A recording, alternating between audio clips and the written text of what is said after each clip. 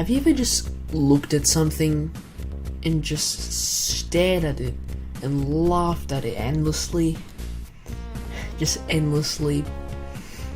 Well, let's face it, we're probably looking at the Michael album. I'm just too funny. Woo! Keep it in the closet. For many artists, their record label will release albums after their death that are known as posthumous albums, and these usually contain unreleased songs that may also be remixed to fit with the modern style of music. Of course, with a popular artist like Michael Jackson, that would mean that Sony would want a little surprise in their financial reports.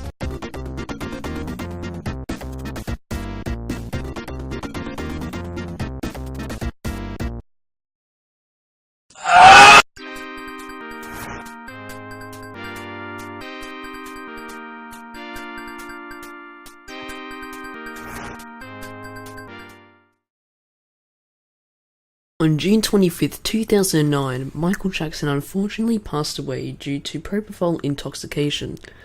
The world lost a legend and an icon, and websites all over the world crashed. So after his death, many companies found ways to get money off his death. Sony then saw this as an opportunity to get money off MJ's death too, so they went to work on Michael Jackson's first posthumous album, Michael. The Michael album was announced sometime in late 2010, which was the same year the album was released. The album was a pop, soul, rock and R&B album that lasted 42 minutes long and featured 10 tracks, with 3 of them being controversial, for reasons that I will discuss later on. After some breaking news was released to be aired on radio stations, the Michael album was released on December 10th, 2010. The album actually did surprisingly well. By looking at the gold and platinum certificates, we can take a rough guess to conclude that the Michael album sold anywhere from 2 to 6 million copies. I can't find any specific overall sales that are reliable, so this is just my guesses based on the album's gold and platinum certificates and other sales data.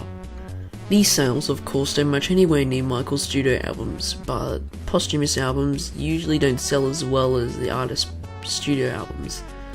So the 2 to 6 million copies sold shows that the Michael album did pretty well for a posthumous album. From critics, the album received pretty mediocre reviews, with some saying it was good and bad. In the album's first release week, it sold a somewhat impressive 434,000 units, which is pretty good for a posthumous album. The album also debuted at number 3 on the Billboard 200, but then proceeded to plummet down, just like the sales. Overall, the tracks on the album were meh, and due to it being remixed, people just didn't really like the sound of those tracks due to Sony wanting to make them sound modern. However, there are some actual good tracks on the album. I'm aware that many people enjoy the track Behind the Mask from the Thriller era, and well, yeah, it's a great track, but I'm also a big fan of I Can't Make It Another Day. Overall, I still don't really like the album either way, and give it something like a 4 out of 10 or 5 out of 10. And then, the album slowly faded away into obscurity, and then the controversy came, and fans got angry. 3 tracks on the Michael album were theorized to have actually been sung by Michael Jackson himself, and instead sung by Eddie Cascio. These tracks are Breaking News, Keep Your Head Up, and Monster. People like Jackson's mother Catherine, his children Paris and Prince, will.i.am, his nephews, his sister LaToya, and many other people including MJ's fans all got angry. But nothing really happened until Vera Serova bought the album in 2014 and filed a lawsuit against companies including Sony Music, the Michael Jackson Estate, MJJ Productions, and Cascio's production company. Serova sued all these companies for violation of consumer laws, unfair competition, and fraud. The case went on until August 24, 2018, when Sony admitted those tracks were not signed by Michael Jackson.